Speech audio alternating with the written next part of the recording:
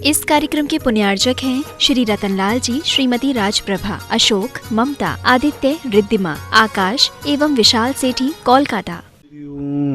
नमः सिद्धेभ्यः सर्वमंगलमांगल्यं सर्वकल्याणकारकं प्रधानं सर्वधर्माणां जैनं जयतु शासनं जैनं जयतु शासनं। पंच परमेष्टि भगवान की जय। आचार्य श्री गुरुवर कुंद कुंद महाराज की जय। आचार्य श्री गुरुवर विद्यासागर महाराज की जय। परम पूज्य निर्यापक श्रमण मुनि श्री सुधा सागर जी महाराज की जय।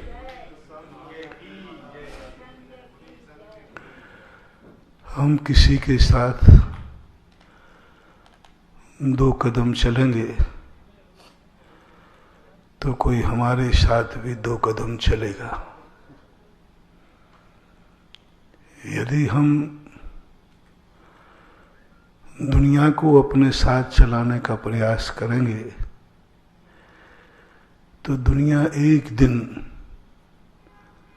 भाग जाएगी और ऐसी भागेगी कि हम मात्र अकेले खड़े रह जाएंगे। अकेले तो खड़े रहना है, लेकिन समर्थ होकर असमर्थ को नहीं। समर्थवान व्यक्ति यदि अकेला होता है तो कोई बात नहीं। जितने भी एकाकी हुए उन्होंने पहले अनंत शक्तियां प्रकट की, अनंत ज्ञान, अनंत दर्शन, अनंत सुख, अनंत वीर। ऐसी शक्ति जिन्होंने प्रयास की, प्राप्त की, उसके बाद उन्होंने संसार से संबंध तोड़ दिए, क्योंकि वो स्वयं इतने शक्तिमान हैं कि उन्हें सहारे की जरूरत ही नहीं। वो स्वयं इतने ज्ञानवान हैं कि उन्हें दुनिया के ज्ञान की जरूरत नहीं। वो इतने दृष्टा हैं कि उन्हें दूरदर्शन की जरूरत नहीं, उनको दूरदृष्टि प्राप्त हुई है। दूरदृष्टि जिनके पास है उन्हें दूरदर्शन का कोई जरूरत ही नहीं। जिनकी समस्त प्रकार की शक्तियां सारे संसार को त्रोहित कर रहे हैं, उन्हें किसी की जरूरत नहीं। लेकिन यही नकल यदि हम और आप कर लेंगे तो अनाथ हो जाओगे, असहाय हो जाओगे, संकट में पड़ जाओगे। जैन दर्शन ने सबसे पहले कहा, तुम्हारी क्या इच्छा है, तुम क्या बनना चाहते हो, तुम्हारे अंदर कितने पर अरमान हैं, इस सोच को एक तरफ रख दो।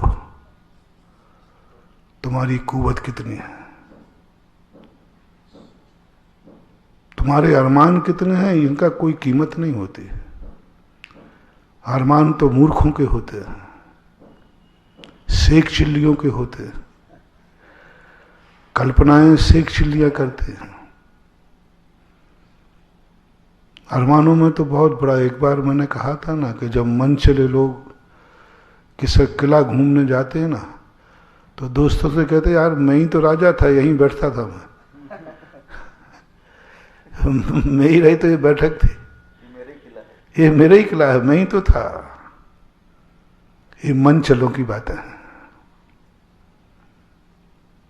जब तुम वहां, तुमने कितनी बड़ी बेइज्जती करा ली। जब व्यक्ति ने कहा कि मैं ही राजा था, कई बार व्यक्ति मन चला, मद मस्ती में इतना हो जाता है कि स्वयं की गाली स्वयं को दे डालता है, होश नहीं रहता उसे। उल्लू का पट्टा, गधे की औलाद। अब गुस्से में बोल दिया। अब वो नहीं बोल रहा कि उल्लू का पट्टा कहना, महाराज जी इसको आशीर्वाद दो, ये उल्लू का पट्टा है।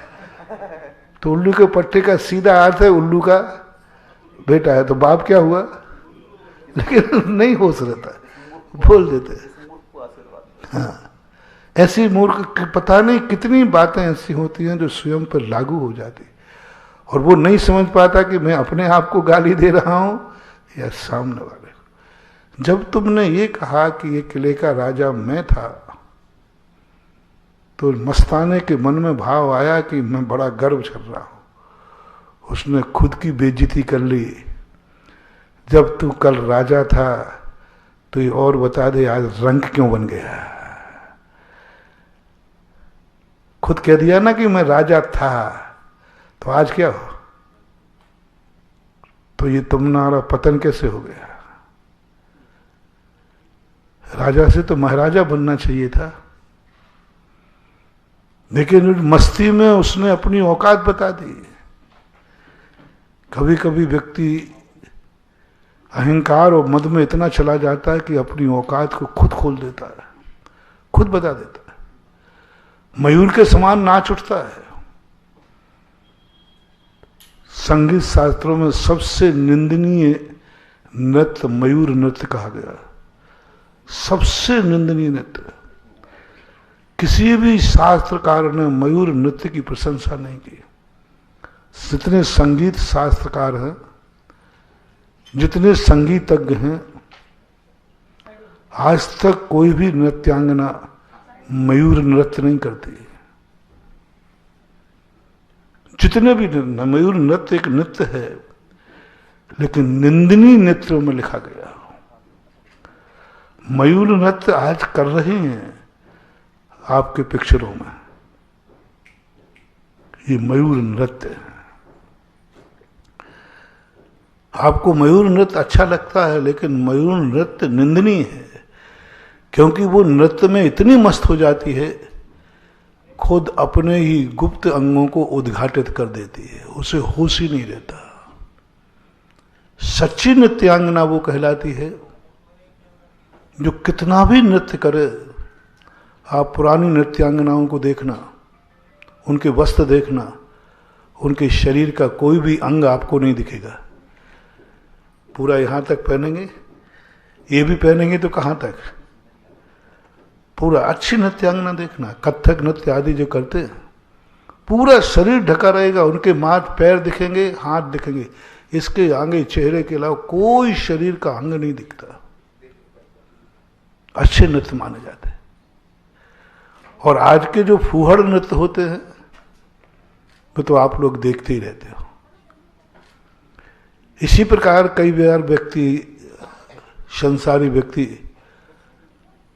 अपनी मौज मस्ती में इतना मग्न हो जाता है, खुद की औकात दुनिया के सामने बता देता है कि मैं उल्लू का बाप हूं, खुद बता देता है। खुद बता देता है कि मैं इस महल का राजा था, लेकिन मैंने ऐसा पाप किया, इस महल का ऐसा दुरुपयोग किया कि आज मैं राजा से रंक बन गया। राजा तू है तो नहीं ना, था ही ना। यही तो कहता है मैं राजा था, है तो नहीं ना। आज क्या है? आज रंक हूं, आज रंक हूं। और वह रंकता हमारे लिए विचारनीय बात हो जाती है कि मैं रंक क्यों बना। एक बार मैंने कहा था, आश्चर्य वह नहीं है कि दुनिया में लोग दुखी हैं, आश्चर्य यह है कि व्यक्ति सुखी होने के बाद दुखी क्यों हो गया। आश्चर्य यह नहीं है कि दुनिया पापी क्यों है, आश्चर्य यह है कि एक पुण्यात्मा पापी कैसे हो गया। एक पापी पाप कर रहा है, उसे भ्रष्ट कहते हो, या एक धर्मात्मा पाप करे तो उसे भ्रष्ट कहते हो। भ्रष्ट संज्ञा किसको मिलती है? संसार पापियों से बिगड़ता है कि भ्रष्ट लोगों से? भ्रष्ट लोगों से, पापियों से नहीं। पापी संसार को, पापी की निंदा नहीं होती, पापी की निंदा नहीं होती, भ्रष्ट की निंदा होती है। पापी की निंदा नहीं होती है। बड़े बड़े पापियों को कोई निंदा करे तो पापी है ये, वो तो पापी है। नारकियों की कोई निंदा नहीं करता कि वो लड़ते हैं, क्योंकि वो तो लड़ते ही हैं। नारकियों के स्वभाव तो वर्णन किया, लेकिन नारकियों की निंदा नहीं सुनी मैंने। मैं जब भी कोई चीज पढ़ता हूं तो सोचता हूं किसी नारकी की निंदा क्यों न, रे दुष्ट नारकी, तू लड़ता है? तो नारकी नहीं लड़ेगा तो कौन, महाराज लड़ेंगे क्या? किसी भी शास्त्र में लिखा कि नारकी को किसी ने फटकारा, तुम नारकी होकर लड़ते हो? ऐसा कभी तुमने सुना? तुम नारकी होकर लड़ते हो? नारकी होकर लड़ते हो ऐसा कोई नहीं बोलता, क्योंकि नारकियों का लड़ना तो स्वभाव है। वो उनकी निंदा करने के पात्र है ही नहीं, वो तो निंदनीय है। वो तो स्वयं अपने आप की, जिस कार्य की वो स्वयं निंदा कर रहा हो, उसे दुनिया की निंदा करने की जरूरत नहीं है। नारकी खुद निंदा कर रहा है कि मैं पापी हूं, मैं दुष्टी हूं, मैंने ऐसे पाप किए हैं। अब उसकी क्या निंदा करोगे? मरे को क्या मारोगे? नारकी की निंदा नहीं होती, लेकिन जब मनुष्य मरता है, लड़ता है, तो अपन कहते हैं क्या नारकियों की तरह लड़ रहे हो, क्या नारकियों की तरह क्रोध करते हो? मनुष्य को दी जाती। इसलिए सारे संसार में हमें एक ही बात विचार करना, हम हो या आप हो, दुनिया हो या कर, सबसे पापियों को मत संभालो, गरीबों को मत संभालो। संभालो कहीं कोई अमीर गरीब ना हो जाए। पापियों को मत संभालो, संभालो एक धर्मात्मा पापी ना हो जाए, एक धर्मात्मा पापी ना हो जाए। ताकत लगा दो एक धर्मात्मा भ्रष्ट ना हो जाए। पापियों को संभालने को नहीं कहा, आपसे नहीं कहा कि जाओ किसी पापियों को संभालो, वो कहीं भूख के कारण पापी ना हो जाए, भूख के कारण से धर्म भ्रष्ट ना हो जाए। पापी को हम किससे भ्रष्ट करें? पाप से। वो तो पापी है ही। साधु को कहा तुमसे, जाओ साधु को संभालो, तुम रोटी खाने के पहले साधु को रोटी दो, कहीं वो 2 रोटी के कारण से सामयिक से भ्रष्ट ना हो जाए। किसको संभालो? तुम्हारी अभी भूख लगी है, रोटी नहीं खाई, जनमानी कहते बाद में खा लेना, मुझे भूख लगी है तो क्या फर्क पड़ता है? पहले देखो कोई धर्मात्मा 2 रोटियों के कारण कहीं निर्विकल्पता से भंग तो नहीं हो रही, कहीं कोई साधु सज्जन शुद्धात्मा मुख से बाहर तो नहीं आ गया, आत्मा के आनंद के सामने 2 रोटियां मजबूर तो नहीं कर रही हैं, कहीं वो क्षुधा से पीड़ित तो नहीं हो गया। पापी की और अपनी क्षुधा से भी ज्यादा ध्यान रखना है एक धर्मात्मा की भूख का, क्षुधा का। बड़ी गजब की बात है मानव। 3 व्यक्ति हमारे सामने हैं, एक पापी भूखा है और एक स्वयं भूखे हो, और एक धर्मात्मा साधु भूखा है, रोटी एक है। रोटी एक है, फैसला करना है किसे दी जाए। मुंह देखी मत करो, अंदर से बोलो। मैं बिल्कुल बुरा नहीं मानूंगा, चिंता मत करो। अंदर से बोलो, अंदर से बोलो। हमारा आर्यपुत्र, हमारा जैनी, हमारा सम्यक दृष्टि एक ही बात कहेगा, धर्मात्मा को देंगे। तू खुद भूखा है, कोई बात नहीं, तुम में तो क्या।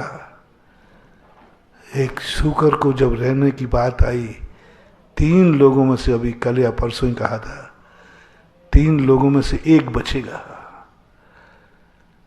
महाराज बचेंगे या वो स्वयं बचेगा, और एक पापी बचेगा। पापी शेर है, शूकर धर्मात्मा है, आपके स्थान पर है, और गुरु महाराज मुनि के स्थान पर है। फैसला हो चुका है, 3 में से एक को बचना है। 3 में से एक तो बचेगा, पक्का है, निश्चित है, घोषणा है। 3 में से एक को बचना है। फैसला कराएं किससे? महाराज से। महाराज से पूछो, महाराज अब 3 में से किसको बचना चाहिए? तो महाराज तो एक ही बात कहेंगे, सारा जगत जिंदा रहे, मरे ही नहीं कोई। मत पूछना कभी महाराज से। जब महाराज में और भगवान में, महाराज में और स्वयं में और एक पापी में एक बचने का निर्णय आ जाए, तो महाराज से फैसला मत कराना। बहुत दयालु हैं, बहुत कृपालु हैं, वो कहेंगे तुम दोनों बच जाओ। वो पापी को भी बचा लेंगे। वो कहें तुम दोनों बच जाओ, जाओ, मेरी क्या चिंता करते हो, मैं तो मरता ही नहीं हूं, मैं तो मरूंगा ही नहीं। मरना तो तुम लोगों को मरने का, मैं तो अमर हूं, अजर हूं, अविनाशी हूं। तुम चिंता मत करो मेरी, जाओ अपने प्राण बचाओ। मैं तो अजर, अमर, अविनाशी हूं। अभी हाल ध्यान में बैठ जाऊंगा, मेरा कुछ भी नहीं बिगड़ेगा, चिंता मत करो, कुछ भी नहीं बिगड़ेगा, कोई कुछ नहीं बिगाड़ सकता मेरा। इन साधु की इन बातों में मत आ जाना। साधु बहुत, गुरु बहुत घुमक्कड़ होता है। डाकुओं से ठगे जाना महानुभाव, कभी गुरु से मत ठगे जाना। सबसे बड़ा ठगिया होता है गुरु। तुम्हें बहुत जल्दी ठगा देगा, तुम बहुत भोले हो। और गुरु बहुत घुमक्कड़ होता है। बड़े बड़ी ठगियों की जाल से तुम बच जाओगे, गुरु की चाल से नहीं बच पाओगे। बड़े बहुत ठगिया होते हैं, बहुत, इतना बड़ा षड्यंत्र रचते हैं कि उस षड्यंत्र से अच्छे अच्छे लोग नहीं निकल पाते। संसार में सबसे बड़ा ठग ये है तुम्हारा माँ बाप। तुम सावधान रहना, उसकी बातों पर विश्वास मत कर लेना, तुम बाप को खो दोगे। क्योंकि बाप बहुत झूठ बोलता है। बाप तुम्हें बचाने के लिए पता नहीं क्या कह देगा। वो सब कुछ कह सकता है, वो कितना भी झूठ बोल रहा है, कुछ भी बोल देगा, वो तुम्हें बचाएगा। तुम इस मामले में पिता को प्रमाण मत मानना। जब तुम्हें और पिता में एक को बचने का निर्णय हो, तो फैसला पिता से मत करवाना। क्या कहा? 2 में से किसको बचना है, तुम्हें या पिता को? तो पिताजी से मत पूछो पिताजी कौन बचे, बोलो अपने अपने पिता की हैसियत से बोलो, पिता का फैसला क्या होगा? अपने अपने पापाओं पर क्या विश्वास है? पापा तो तुमने सबने देखे होंगे ना, क्या कहते हैं, छोकरा मर जा तू जा। मुझे तो विश्वास नहीं है, शायद ही मेरे भक्तों का बाप ऐसा हो जो ये शब्द सोच भी नहीं सकता। वो पूरी ताकत लगाएगा, झूठ बोलेगा, चिंता मत कर, मेरा कुछ नहीं बिगड़ना है, तू भाग जा, छोटा है छोकरा, चुप जा, पहले प्राण दे देगा वो, तुम अनाथ हो जाओगे। बाप मरने पर बेटा अनाथ होता है, बेटा मरने पर बाप कभी अनाथ नहीं होता। बोलो अनाथ संज्ञा किसको मिलती है? एक बेटे का पिता का बेटा मर गया तो बाप को अनाथ कहा किसी ने, लेकिन पिताजी मर गए तो बस गुरु और चेले की बात आ जाए, दो में से एक को बचना है, कभी गुरु से फैसला मत लेना। गुरु बहुत आगे का होता है, इतना झूठ बोलेगा, कहता है चिंता मत कर, मैं तो अजर अमर अविनाशी हूं, तुझे मालूम नहीं मेरी तपस्या? अरे पागल है तू, तेरा गुरु हूं, गुरु, मालूम मेरे पास कितनी शक्तियां हैं, इसकी तलवारें कुछ नहीं बिगाड़ पाएंगी, गोले कुछ भी नहीं बिगाड़ पाएंगे, आग जला नहीं पाएगी, पानी गला नहीं पाएगी, मैं वो महाशक्ति हूं। तू मेरे गुरुपद पर अविश्वास कर रहा है, तू मेरी साधना पर संदेह कर रहा है। देखो अब तुझे शर्मिंदा करेंगे। बोल भाई सूरत बोल, तुम मुझे क्या समझते हो? मुझे कोई साधना मानना नहीं है क्या? अरे क्या बिगाड़ लेगा दुनिया की कोई? तेरा गुरु हूं मैं, तो मेरे ऊपर संदेह कर रहा है? ना मैं आग में जलने वाला हूं, ना पानी में गलने वाला हूं, ना गोलो, कोई मेरा कुछ नहीं बिगाड़ पाएगा। बोल तेरा तो, हाँ मुराद हो तो क्या कह दोगे? तुम अपने गुरु की कभी भी हीन देख ही नहीं सकते। तुम्हें तो तुम्हारा गुरु महान दिखता है, और गुरु खुद कह रहा है कि तू मेरी चिंता कर रहा है, मेरा तो कुछ भी नहीं बिगड़ने वाला, भाग जा, भाग जा, बातों में मत आ जाना, अनाथ हो जाओगे। शिष्य मर जाए तो गुरु अनाथ नहीं होता है, गुरु मर जाए तो शिष्य अनाथ हो जाता है। भक्त ना रहे दुनिया में तो भगवान का कुछ नहीं बिगड़ता है, लेकिन भगवान नहीं रहेगा दुनिया में तो भक्त का क्या होगा, विचार करें। अपन कोई भक्त नहीं रहेंगे भगवान के पास तो सोचो भगवान का क्या बिगड़ेगा। और अपने बीच में भगवान नहीं रहेगा तो अपना तो सब कुछ चला गया। अपने बिगड़ने से भगवान का क्या बिगड़ेगा, लेकिन भगवान के बिगड़ने से हमारा सब कुछ बिगड़ जाएगा। इसलिए भगवान से मत पूछना। धोखा दिया है सदा बड़ों ने छोटों को, सदा धोखा देते आए, और धोखा देकर झूठ बोलकर बहला करके हमें बचा लेंगे, वो मर जाएंगे। क्या बोल करके? झूठी बोल करके, झूठे आश्वासन। यही हुआ था चित्रकूट के अंदर भरत के साथ। सीधा साधा आदमी, हमारे आचार्य से हमेशा कहा करते कि भरत घर में बैरागी, वो चक्रवर्ती को मत लो, राम के भैया भरत को लो। कितने तरफ से राज्य मिल रहा था। माता कैकेयी ने तो राज्य सुरक्षित करा ही निष्कंटक कर दिया था। जो मां बेटे को राजगद्दी दिलाए,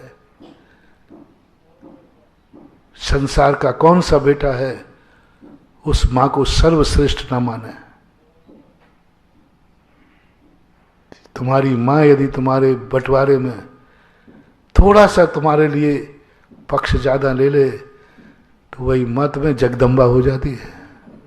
अरे मेरी मम्मी बहुत चाहती है, बोले क्यों? देखो मेरे मन की दुकान। बोलो ना, आपके माता पिता यदि थोड़ा सा आपका पक्ष ले ले, आपके 4 भाई हैं, 2 भाई हैं, और आपके मम्मी पापा थोड़ा सा आपका पक्ष ले ले, तो मम्मी पापा आपको कैसे लगेंगे? ज्यादा पक्ष लिया, थोड़ा ही सा,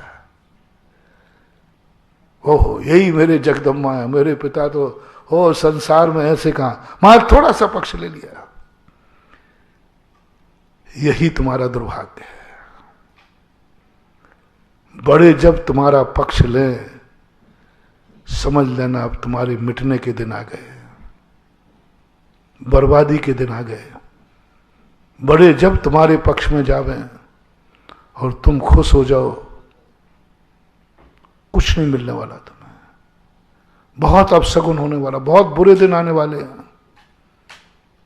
मैं कुछ दिन से कुछ ऐसा ही बोल रहा हूं जो आपकी धारणाओं के प्रतिकूल है। मैंने एक दिन कहा था, अपनी जिंदगी में कभी ऐसा मौका आए तो एक वरदान जरूर मांगना भगवान से कि भगवान ऐसा आशीर्वाद दो मुझे कभी बड़ों का सहारा न लेना पड़े, मैं सदा बड़ों का सहारा बन के जीऊं। प्रभु एक आशीर्वाद दो, पिता के पैर छूकर कहो, पिताजी एक आशीर्वाद दो, मुझे कभी तुम्हारा सहारा बन के न जीना पड़े, सदा मैं तेरा सहारा बन के जीऊं। एक बेटा बाप के सहारे जी रहा है और एक बाप बेटे के सहारे जी रहा है। बड़े होने के बाद एक पिता बेटे को सहारा देकर के चला रहा था, बड़ा होने के बाद एक बेटा बाप को सहारा देके चला रहा था। दोनों में प्रशंसा किसकी करो? एक बेटा बाप को हाथ पकड़ के और एक बूढ़ा बाप अपने बेटे को सहारा देकर के चला रहा था। बाप बेटे को सहारा देके चला रहा था, बेटे को। इसका अर्थ है कि बेटा इतना निकम्मा हो गया, किसी नाली में पड़ा था उसे उठा के ला रहा है, बोतल पी के पड़ा था ना। और एक बेटा पिता को सहारा दे रहा, देवता कह रहा धन्य है बेटा, आज पिता का सहारा बन गया। यही बात मैं 2-3 दिन से कह रहा हूं, भगवान तू मेरे कभी काम मत आना, तू मेरे काम कभी मत आना, ऐसा आशीर्वाद दे मैं सदा तेरे काम आता रहूं। तेरा कुछ भी मुझे नहीं चाहिए, मेरा सब कुछ तेरे लिए है। तू मेरे काम मत आना भगवान, मैं तेरे काम आऊंगा। तू मेरा रक्षक नहीं है, मैं तेरा रक्षक हूं। तू मेरा बॉडीगार्ड नहीं है, बोल दो ना, तुम किसको बॉडीगार्ड बना रहे हो? शर्म करो रे। भगवान मेरी रक्षा करो, कभी मन में लाओ, वो दिन कब आएगा भगवान जब मैं तेरी रक्षा करूंगा। हनुमान को मैंने क्या कहा था, परसों ही कहा था ना, हनुमान इसलिए संकट मोचक नहीं थे कि भक्तों की रक्षा करते थे, हनुमान संकट मोचक इसलिए थे कि वो भगवान की रक्षा करते थे। कभी सौभाग्य मिले महानुभाव, जन्म जन्म तक तुम्हारे लिए पुण्य और साधना पढ़ना पड़े, कभी तुम्हारी जिंदगी, हमारी और आपकी जिंदगी भगवान के काम आ जाए। बाप तो सदा बेटे के काम आया है, लेकिन बेटा बाप के काम नहीं आया। बाप की वसीयत तो सदा बेटों को मिलती आई है, लेकिन कभी बेटे की वसीयत बाप के नाम लिखो। हर बाप बेटों के लिए कमाता है, हर बाप बेटों के लिए कमाता है। 2 दिन पहले ही कहा था, हर व्यक्ति से पूछो क्या कर रहे हो? बाल बच्चे पाल रहा हूं। ये कितने बापों का कहना है? सब बाप लोग बताओ ना भैया, कितने लोगों का कहना है? बेटे के जन्म होने के बाद हर माँ बाप का सब कुछ बेटे के लिए होता है। उसके मन में एक ही बात, अब हमारे लिए तो कुछ, अब जो कुछ भी है किसके लिए है? बेटे से सब, बेटा अब तेरे लिए तो है, मेरे लिए तो कुछ नहीं, सब तेरे लिए है। इस संसार में कितने % लोग हैं, कितने पिता हैं जो यह नहीं सोचते या उनकी ये भाषा नहीं होती है? 99% कह दो, 100% कह दो, कोई फायदा नहीं। हर पिता का एक सोच है। और मैंने कहा था यही सोच तुम्हारी नहीं है, पशुओं का भी है। कुत्ता, बिल्ली, सूकर, चीड़े, मकड़ों का भी यही सोच है। एक चिड़िए को हम देखते हैं भूखी रह करके दूर दूर जाकर कीड़े पकड़ पकड़ करके बेटे को लाती है, स्वयं नहीं खाती, स्वयं भूखी है लेकिन खाती नहीं। बच्चे को लाती है, बच्चे को खिलाती है। भक्तांबर में यहां तक कह दिया कि मां बच्चे के लिए मरने को तैयार है।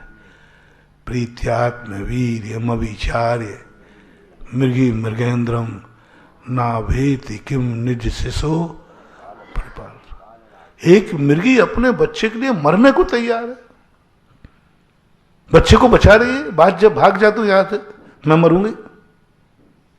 बच्चा कहता मां तो, अरे तुम पागल है क्या, मुझे कोई मार पाएगा? कि मेरे सींग है, तेरे सींग नहीं है, मैं शेर से लड़ूंगी। मर गए। बच्चा ठगा गया मां से। बेटा मर जाता तो मां अनाथ नहीं होती, लेकिन मां के मर जाने से बेटा, किसने ठग लिया बेटे को? दुश्मन ने नहीं।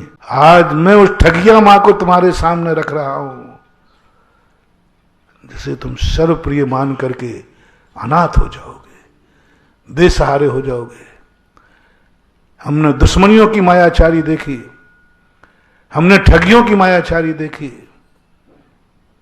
लेकिन सबसे बड़ी मां मेरी मायाचारी है, ठगनी है, उससे हम नहीं बच पाए। कोई दुश्मन ने 1000 मायाचारी की, हमें अनाथ नहीं बना पाया, लेकिन मेरी मां ने मायाचारी की, मुझे अनाथ बना दिया।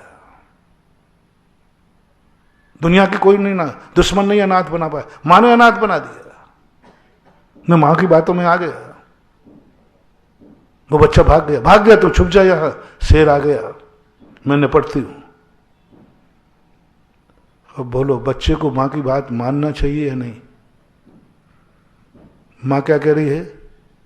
भाग जा, चुप जा, मैं जाके निपटती हूं।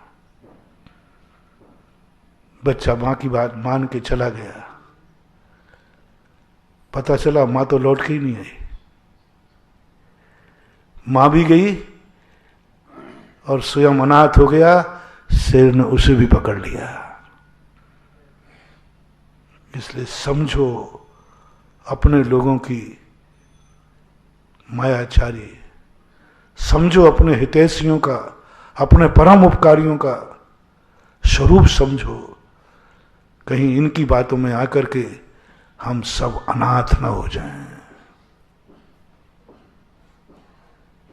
और वहां पर स्थिति बन गई, मृगी ने भी अपने बच्चों को पालन किया। तुम क्या बात करते हो? तुम क्या बच्चों का पालन करोगे जो पशु करते हैं? तुमसे ज्यादा प्यार पशु करते हैं।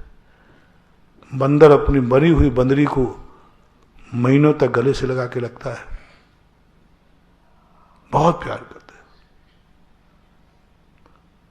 संसार में जो जो माता पिता हैं, चाहे पशु हों चाहे मनुष्य हों, सब बच्चों के लिए जीते हैं, बच्चों के लिए मरते हैं, बच्चों के लिए कमाते हैं, सब कुछ करते हैं। तुम में और पशु में क्या अंतर है। वो अंतर मैं दिखाना चाहता हूं जो कल परसों कहा था। जब तुमने ये कहा कि मैं बच्चों के लिए जी रहा हूं, तो परसों कौन आ गया था? कुत्ता आ गया था। बोले बच्चों के जीने के लिए, बच्चों को पालने के लिए इतनी मेहनत करते हो, तुम डॉक्टर बनते हो, इंजीनियर बनते हो, तुमसे तो अच्छा मैं ही हूं कि बिना पढ़ा लिखा भी बच्चों को पाल रहा हूं। और तुम तो 2 में पालने में नानी याद आ रही, वो तो विदाउट परिवार नियोजन है। और बोलो उनके बच्चों को पालता है कि नहीं? महानुभाव समझो, चेतो। मैं बाप से नहीं कह रहा हूं, बाप तो सदा यही करेगा। मैं गुरु से नहीं कह रहा हूं, गुरु तो सदा यही करेगा। उसके पुराण में लिखा है, जैसे बने मायाचारी करके, झूठ बोल करके, जैसे बने अपने बेटे को बचाओ, बेटे के लिए कमाओ। हर पिता पुराण में लिखा है, बेटे के लिए कमाओ। बेटा पैदा हो चुका, बेटे के लिए कमाओ। गुरु के लिए कहा तुम शिष्य के लिए जियो। मैं अपनी सामायिक करूं या नहीं करूं? बोले छोड़ दो सामायिक, शिष्य की सामायिक कराओ। गजब,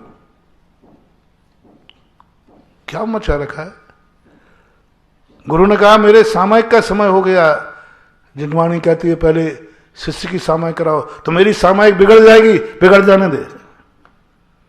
ओ आचार्य परमेष्ठी अपने शिष्य के लिए अपनी सामायिक बिगाड़ रहा है, ये आचार्य पुराण में लिखा है। शिष्य के लिए सामायिक छोड़ दो। आचार्य को 2 निर्णय करना है, स्वयं की सामायिक करना है या शिष्य की। 2 में से एक की हो पाएगी। 2 में से कोई एक सामायिक कर पाएगा, ऐसा प्रसंग आ गया। तो आचार्य पुराण में लिखा है, आप कौन है? बोले गुरु हूं। शिष्य की सामायिक कराओ, तुम सामायिक छोड़ दो। ऐसा बलिदान कहीं देखा तुमने? ऐसा राग देखा तुमने? अपनी सामायिक छोड़ दो, शिष्य की सामायिक कराओ। शिष्य के लिए तुम्हें सब कुछ करना। शुद्ध उपयोग छोड़ दो, सिद्ध को शुभ उपयोग में आ जाओ। विष्णु कुमार मुनि छोड़ दो, मुनि पद छोड़ दो, केवल ज्ञान छोड़ दो, मोक्ष। शास्त्र मुनियों को बचाओ। समर्थवान के पुराण में क्या लिखा है? शक्तिमान का पुराण। इस दुनिया में सबसे बड़ा शक्तिमान कौन था? विष्णु कुमार महाराज। उस समय जो 4 महीने मुनि बनकर बैठे थे महानुभाव। एक साधारण मुनिराज, हम जैसे मुनिराज भी चातुर्मास में नियम नहीं तोड़ते। नहीं तोड़ेंगे, नहीं तोड़ते, क्योंकि हम कमजोर हैं, इसलिए नियम नहीं तोड़ेंगे। हम जैसे लोग नहीं तोड़ते। विष्णु कुमार मुनिराज ने चातुर्मास का समय, कौन विहार करता है चातुर्मास में? छोटे छोटे महाराज भी विहार नहीं करते। संकट आने पर मर जाते हैं तो विहार नहीं करते चातुर्मास। और वो भी ध्यान में बैठे थे, नियम लेकर। मैं दीपावली तक प्रतिमा योग धारण करता हूं। मुनि पद पर बैठे, सब कुछ दाव पर लगा। केवल ज्ञान होने की शक्ति है उनमें। सामने मोक्ष खड़ा हुआ है, मोक्ष का दरवाजा खुला है। चौकीदार ने दरवाजा खोल दिया, गुरु विष्णु कुमार आओ अंदर, तुम्हारे लिए एंट्री मिल गई। मोक्ष में कितनों को एंट्री मिलती है? अनंत अनंत जीवों में 6 महीने 8 समय में 608 को एंट्री मिलती है, पासपोर्ट आ गया, तुम्हारे लिए अंदर आने की एंट्री है, आओ। शुद्ध उपयोग का आनंद सामने रखा हुआ है, केवल ज्ञान सामने रखा हुआ है, अनंत चतुष्टय सामने है, मुनिपद सामने है। एक असमर्थ की रक्षा करना है। 700 मुनि उस असमर्थ दशा में है। साधु असमर्थ का अर्थ मत माना कि वो असमर्थ है। साधु सबसे ज्यादा कायर और असमर्थ है स्वयं की रक्षा करने में, दूसरों की रक्षा करने में नहीं। साधु का सबसे बड़ी पहचान है दूसरों की रक्षा करने में बहुत समर्थ है, बहुत समर्थ है, और स्वयं की रक्षा करने में, बोलो संसार में सबसे कमजोर स्वयं की रक्षा करने में कौन है? एक मक्खी भी है तो संकट आने पर वो भी उड़ करके रक्षा कर लेगी, लेकिन तुम्हारे गुरु महाराज बोलो ना, सबसे कमजोर आदमी स्वयं की रक्षा करने में असमर्थ है। सारी दुनिया को, जगत को सब कुछ देता है, स्वयं के संबंध में कंगाल है। स्वयं के संबंध में कभी ये मत भूल कर देना कि हमारा गुरु तो बहुत शक्तिशाली है, हम सब उसी की छाया में पलते हैं, जो सारे जगत का पालन कर सकता है, उसका कौन क्या बिगाड़ लेगा, ये भूल मत कर देना। जो सारे जगत की रक्षा करता है, उसका कौन क्या बिगाड़ेगा। मेरा गुरु कमजोर थोड़ी है, बहुत शक्तिशाली है, बहुत साधना है, बहुत साधक है, बहुत मंत्र सिद्धियां हैं, हम सब उसी की छाया में। देखो कोई कुछ नहीं बिगाड़ सकता। जब कोई किसी का गुरु नहीं बिगाड़ सकता महाराज के सामने, तो फिर मेरे महाराज का कौन क्या बिगाड़ सकेगा, ये भूल मत कर देना, ये भूल मत कर देना। अपने गुरु की पहचानो नेचर, वो सारे जगत को बचा करके स्वयं मर जाएगा, लेकिन स्वयं को बचाने का भाव नहीं करेगा। कितनी भी स्थितियां आ जाए, बड़ी बड़ी शक्तियां आती हैं, उन 700 मुनिराजों में ऐसी शक्ति थी महानुभाव, एक फूंक लगा देते ना, वे चारों मंत्री उड़ जाते, एक फूंक लगा देते, लेकिन वे 700 मुनिराजों ने कुछ नहीं किया। सबसे बड़ी चीज, पारसनाथ तो शक्तिशाली थे, वो तो बैलेट थे। पारसनाथ को एक विसरिद्धि थी। विसरिद्धि क्या कहलाती है? यदि वो आंख के क्रोध से आंख देख लेना तो 12 योजन के जीव मर सकते हैं। एक बार साधु को एक रिद्धि प्राप्त होती है, विसरिद्धि बोलते, दृष्टि बस। यदि साधु को क्रोध आ जाए और वो आंख फाड़ के देख लें, 12 योजन तक के जीव क्षण मात्र में मृत्यु को प्राप्त हो जाएंगे। इतनी जहरीली दृष्टि हो जाती है, एक रिद्धि प्राप्त होती है उनको, एक शक्ति होती है उनको, दृष्टि विसरिद्धि। पारसनाथ को थी, पारसनाथ को थी। कमठ जैसे ही सामने आया, एक बार कमठ को आंख खोल के देख लेते ना, तो कमठ वहीं कीलत हो जाता है।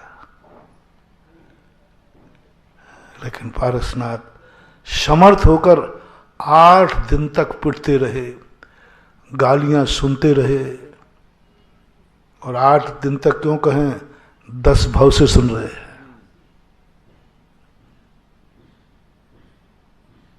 क्यों नहीं कुछ किया? क्योंकि महान आत्मा का यही तो लक्षण है, तरु न खावे अपने फल, नदी न पीवे अपना जल, परोपकाराय शताम विभूति, परोपकाराय दोहंति गावः, परोपकाराय वहंति नद्यः, परोपकाराय तरु प्रसूति। साधु सारे जगत के लिए करुणावान होता है और स्वयं के लिए सबसे बड़ा निर्दयी होता है। पार्श्वनाथ भगवान की स्तुति करते हुए पूज्यवर समंत भद्र महाराज ने किया, भगवान आप तो इतने दयालु कृपालु, आप जैसा दयालु इस दुनिया में कौन है, सारा जगत कह रहा है। लेकिन जब स्वयं की बारी आई तो मैंने आप जैसा निर्दयी नहीं देखा। निर्दयात भस्म साध क्रिया, आप अपने लिए इतने निर्दयी बन गए, इतने निर्दयी बन गए कि आप मिट रहे हैं, जल रहे हैं, कुछ भी नहीं कर रहे और सारे जगत को बचाते हैं आप। इसलिए अपने गुरु का स्वरूप समझो, अपने बड़ों गार्जियन का स्वरूप समझो। इनका स्वरूप बड़ा विचित्र है। ये हमारे लिए सब कुछ कर देंगे लेकिन अपने लिए कुछ नहीं करेंगे, कुछ भी नहीं करेंगे। एक बच्चे की बात सुनाई थी ना हमने कि एक बार हमें बुखार था तो बच्चा आया, बोले महाराज जी आपको बुखार है? मैंने कहा हाँ बेटा है। तो महाराज आप दवाई क्यों नहीं ले लेते? तो उन्होंने भैया क्या दवाई ले लो? कि महाराज जी ध्यान रखना कि आपके पास दवाई है। मैंने क्यों? मैंने कि बेटे कहाँ है दवाई, देख ले तू। नहीं है। बोले मुझे एक दिन बुखार आया था ना तो मेरी मम्मी आपके पास लाई थी और आपने आशीर्वाद दिया था, मैं ठीक हो गया। तो आप अपना आशीर्वाद क्यों नहीं ले लेते, इतना सा क्यों नहीं करते? क्या समझाओ, क्या समझाओ? बोलो ये घटना हो सकती है कि नहीं? आशीर्वाद से तुम ठीक हो सकते हो कि नहीं? बोलो ना।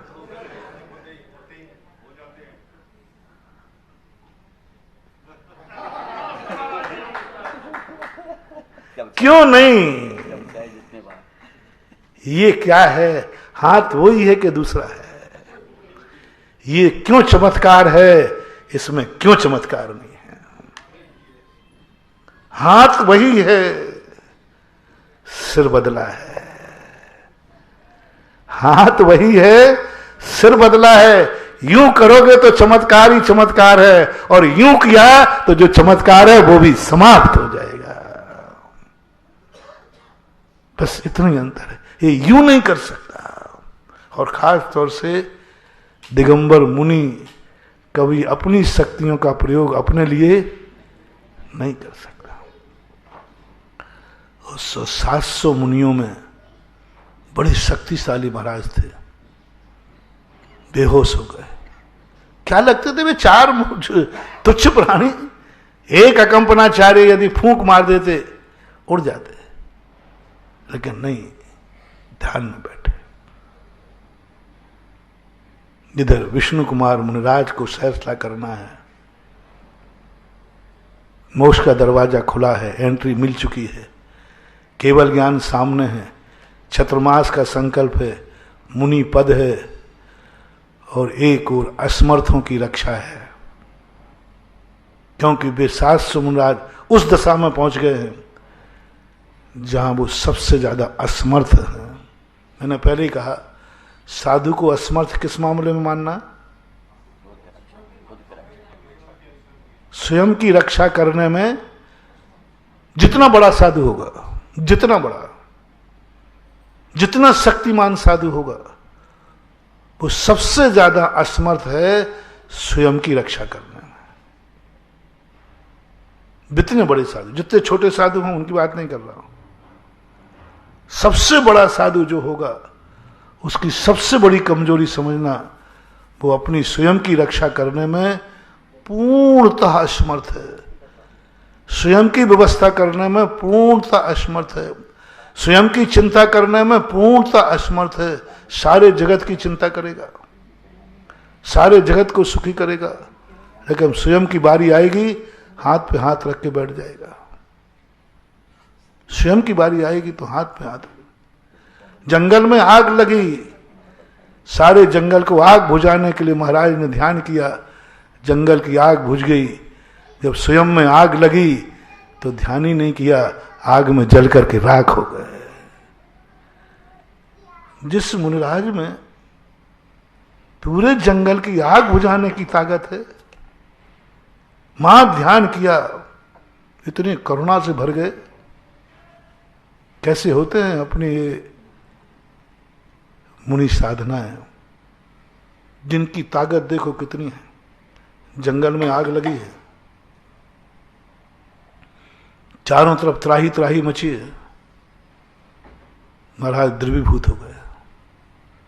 इतनी करुणा से भर गए कि मैं क्या करूं, कैसे करूं, इनका दुख दूर कैसे करूं। चारों तरफ त्राही त्राही मची है। इतनी करुणा, इतनी ताकत थी, जेठ के महीने में भी बादल आए, पानी बरसा, जंगल की आग बुझ गई। कितनी शक्ति। अब वही देखना, स्वयं में आग की लपेट में आए, आग में जल जल कर राख हो गए। सारे जंगल की आग बुझाने की ताकत जिसमें है, स्वयं की लगी हुई आग को बुझा नहीं पा रहा है। ये रहस्य है या कुछ और है, या ये साधना है? सारे जंगल की आग बुझाने की ताकत जिसमें है, क्या वो स्वयं की आग बुझाने में समर्थ नहीं? स्वयं की आग कितनी सी थी, जंगल तो बहुत बड़ा है। स्वयं की आग बुझाने में समर्थ नहीं, जल के राख हो गया, जल के राख हो गया। स्वयं जल गया, बुझाने का भाव ही नहीं आया। इसलिए मत समझना कि ये साधु शक्तिमान है, सारे जंगल की आग बुझा सकता है। ये आग महाराज का क्या बिगाड़ लेगी, इस भूल में मत रह जाना। सारे जंगल की आग बुझा देगा, लेकिन स्वयं की आग नहीं बुझाएगा। ये असमर्थ है साधु। वे 700 मुनि विष्णु कुमार समझ गए। वो जान रहे थे कि 700 मुनियों में बहुत ताकत है, लेकिन आज वो असमर्थ दशा में प्रकट हैं, क्योंकि वो संकट स्वयं के ऊपर आया है। तो विष्णु कुमार महाराज समर्थमान थे। समर्थमान के बहुत त्यागी होता है समर्थमान। मोक्ष ठुकरा दिया, मुनि पद ठुकरा दिया, मुनि पद छोड़ दिया, चातुर्मास में विहार कर गए, रात में विहार कर गए। छोटे मोटे महाराज की बात नहीं कर रहा हूं। केवल ज्ञान छोड़ दिया, 4 महीने का प्रतिमा योग छोड़ दिया, चातुर्मास छोड़ दिया, मुनि पद छोड़ दिया, रात में विहार कर गए। अब इस बलिदान बताओ, कितना बड़ा बलिदान। विष्णु कुमार क्या पड़ी थी उनको, हम तो मोक्ष चाहेंगे, बड़ी मुश्किल से मोक्ष का दरवाजा खुला है। जन्म जन्म की साधना और तपस्या से मुनि पद मिलता है, मैं मुनि पद कैसे छोड़ दूं? छोड़ देंगे। समय आपका हो गया। आज मैं बड़ों की बात बता रहा हूं। मैं ये नहीं कह रहा हूं कि पिता ये ना कहे कि बच्चों को कमा रहा हूं। मैं कुछ बच्चों से बोलना चाह रहा था, लेकिन आपका समय हो गया, मैं क्या करूं। बच्चों से बोलना चाहता था, बच्चों को क्या करना है, भक्त को क्या करना। भगवान पुराण नहीं, मैं भक्त पुराण की बात कर रहा हूं। गुरु की नहीं, मैं चेले की बात कर रहा हूं। हम गुरु का स्वरूप समझने में माहिर है, हमें शिष्य पुराण पढ़ता है। हम भगवान पुराण जानते हैं, भगवान को जानते हैं, हम भक्त को नहीं जानते। आप भगवान हैं कि भक्त हैं? तो कम से कम अपना कोर्स का तो ज्ञान करो। भगवान का ज्ञान है, भगवान कैसा होना चाहिए। शिष्य का भक्त का ध्यान नहीं, भक्त कैसा होना चाहिए। हमें गुरु का ज्ञान है, गुरु कैसा होना चाहिए। हम गुरु हैं कि शिष्य? शिष्य हैं, हमें शिष्य का ज्ञान नहीं है। देखेंगे जैसा जैसा प्रसंग आएगा, अपन समझने का प्रयास करेंगे। महावीर भगवान की जय। इस कार्यक्रम के पुण्यार्जक थे श्री रतनलाल जी, श्रीमती राजप्रभा, अशोक, ममता, आदित्य, रिद्धिमा, आकाश एवं विशाल सेठी, कोलकाता।